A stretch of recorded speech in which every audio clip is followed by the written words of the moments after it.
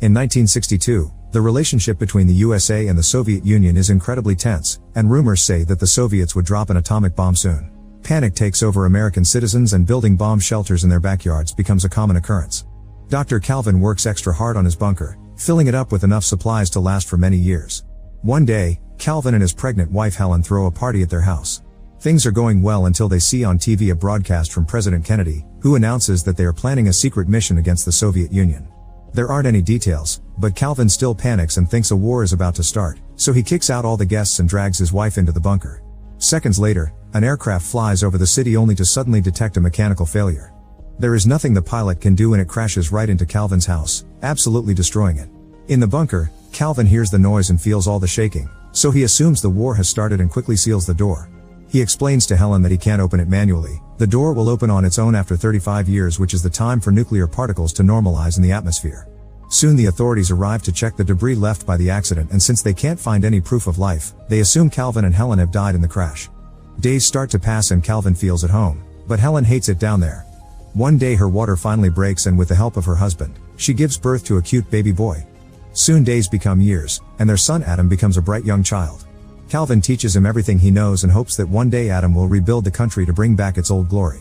On top of all the basic school subjects, Calvin also teaches Adam how to box, to speak French and Latin, and how to handle the stock market.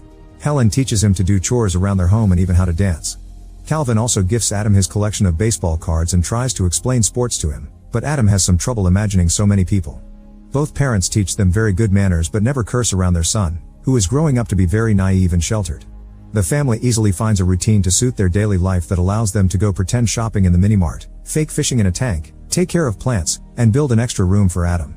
They also have a lounge area to read, play games, and simply relax while hanging out. Meanwhile, above them, the land that used to be their house is sold and becomes a variety of business through the years.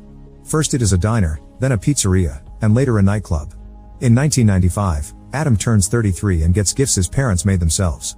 When he blows the candles, he wishes to find the perfect partner one day. Helen mentions there are only 2 years left and Calvin says he will miss this place when the time comes, causing Helen to go into another room to scream her frustration out. In 1997 the 35 years finally end and the door opens itself. The family is excited to get out, but Calvin tells them he should do a quick check first to make sure it's safe.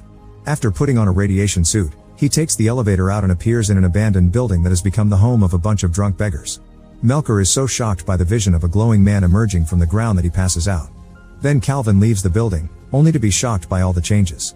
There are graffiti everywhere, people handling guns as if they were toys, adult stores full of merchandising that disgusts him, and weird-looking people who he can't understand when they speak. Terrified, Calvin rushes back to the bunker and explains that although the air is breathable, the neighborhood is still a post-apocalyptic wasteland full of crazy mutants. He concludes they must stay in the bunker, and his words cause Helen to finally snap.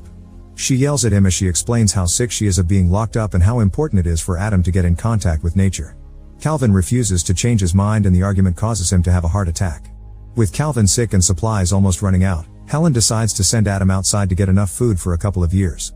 She gives him some cash and a shopping list, telling him to stay at the Holiday Inn and to keep an eye out for a not mutated girl. Before Adam leaves, Calvin tells him not to enter the adult video store because it has harmful levels of radiation. Once he is done packing, Adam finally goes outside and discovers Melker has started a little temple around the elevator to worship Calvin's family, considering them holy beings. Adam goes outside and is incredibly happy to finally see lots of things for the first time, the amazing sky, buildings, trees, and even other people, who consider him a weirdo. He gets excited over every single little thing and says hello to any person walking by him, accidentally using a slur to refer to a black woman when he greets her because he is extra excited to see another skin color. When he passes by the adult video store, he covers his nose and warns others to do the same. Afterward he gets on the bus and gets really scared to feel the machine moving. When he tries to talk to other passengers, he uses old words and nobody can understand him, so they also think he is a weirdo. Eventually Adam makes it to the grocery store and starts picking up all the items from the list. The butcher explains that if he makes a larger order it can be delivered to his house, which makes Adam realize he has no idea how to get back to the bunker. Panicking, he rushes out of the store and spends the day riding different buses to look for the bunker to no avail. He is also running out of cash, so he enters a hobby shop to sell his father's baseball cards. The shop owner can tell these are antique and valuable cards, but instead of telling Adam, he offers to buy the whole pack for just $500.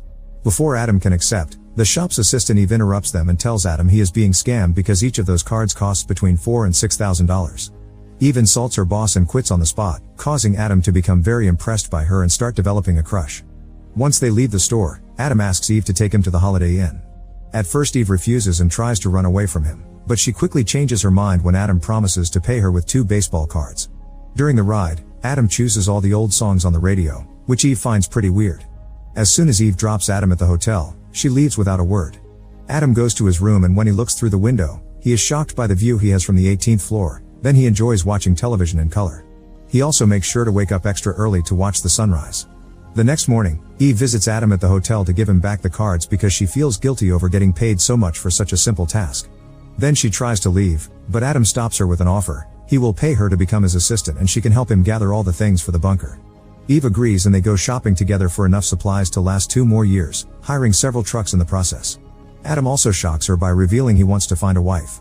After they're done shopping, Eve takes Adam to her house and he meets her roommate Troy, who starts asking Adam tons of questions when he notices how surprised he is by all the technology. Adam lies, saying he is from Alaska and that he is here for a business trip. Meanwhile, Helen is too curious and gets on the elevator, but as soon as she comes out, she sees Melker and his friends being creepy and immediately goes back. The next day Troy decides Adam needs a fashion makeover, so he gives him a whole new wardrobe that makes him look even more handsome. The next few days, Eve and Troy take Adam on many new experiences, like dancing to modern music, skateboarding, and seeing the ocean. Adam gets so excited that he jumps right into the water without a care. He also gets to watch a baseball game and finally understands why his father likes it so much. One afternoon it starts raining and Adam stands under it in pure awe. When Eve comes to check on him, Adam hugs her to share his joy, saying his father would call this a miracle. In the evening, Eve and Troy take Adam to an old school swing club to find him a wife and they tell him just to be himself. Women in the club immediately get attracted to Adam's sweet personality, respectful manners, and handsome looks. Eve's rival quickly gets his attention and they start getting along, which makes Eve jealous. She drags Adam to the side and tells him that she needs a sweet woman in his life, not a skank.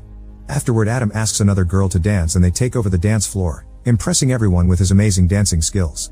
Eve tries to ignore her jealousy and chats with her ex-boyfriend, who makes fun of Adam and taunts him into a fight. However, Adam uses his boxing lessons to quickly scare the guy away.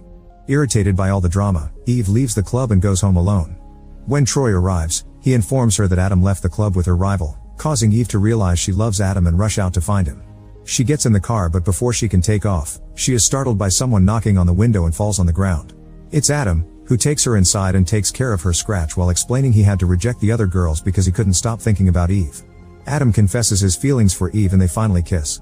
Now that they are together, Adam decides to finally tell Eve the truth about his family and his home, adding the fact he wants to marry Eve so she can live with him in the bunker. However, Eve thinks he is actually a crazy man who has been good at hiding it and immediately kicks him out. The next day, Troy takes Adam around town while teaching him how to drive. Suddenly Adam sees the adult video store from before and follows the road to finally find the building above his bunker, where Melker has started a whole religion around the elevator. Excited, he rushes back to Eve to give her the news, only to find 2 psychiatrists waiting for him. At first Adam pretends to cooperate, but as soon as he sees an opening, he runs away. While the doctor chases after him, the other tries to call the police, but Eve stops her and realizes that what she did was wrong. At that moment Adam runs near her and gives her his hotel key so she can pay the bill with the cards, then he escapes in the truck he's rented, accidentally hitting the doctor's car in the process. Later Eve and Troy make it to Adam's hotel room and find a bunch of items that were made in the 60s, not to mention Calvin's stock certificates that are now worth millions of dollars. These things make them realize Adam told them the truth. Meanwhile Adam finally returns to the bunker and hugs his parents after 2 weeks of not seeing them. He tells them the outside world is lovely and brings in the supplies, which are being loaded by Melker and his friends. Back to Eve, she is desperate to find Adam, so Troy takes her to the adult video store and they start stomping on the floor, thinking they may find the bunker there. Obviously they find nothing and decide to leave, but on their way out, they see Adam about to enter the neighboring building. Eve immediately rushes to him to kiss him and hug him, and Adam invites her to meet his parents. Calvin and Helen like Eve very much and they have dinner together. Calvin also gives Adam a talk about the birds and the bees.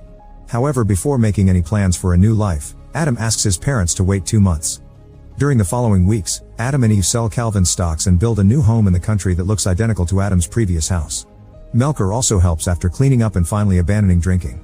Once everything is ready, Adam brings his parents to the house, revealing this way they can get used to the new world little by little.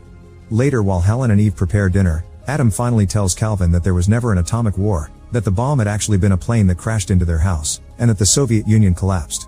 Calvin refuses to believe it and starts making plans to build a new bunker just in case.